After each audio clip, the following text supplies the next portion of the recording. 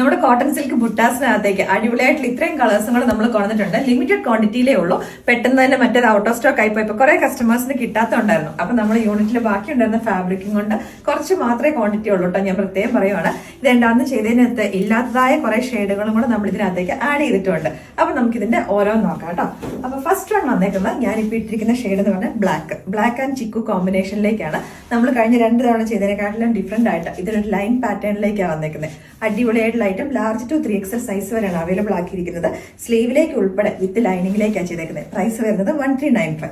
Next shade വന്നേക്കുന്നത് dark bottle green ആട്ടോ. നമ്മൾ നേരത്തെ ചെയ്തതിനെക്കാട്ടിലൊക്കെ ഡിഫറെന്റ് ആയിട്ടുള്ള ഒരു ഗ്രീൻ ആണ്. അപ്പൊ ഇതിന്റെ ദുപ്പട്ട വന്നേക്കുന്നത് ലൈൻ പാറ്റേണിലേക്കാട്ടോ.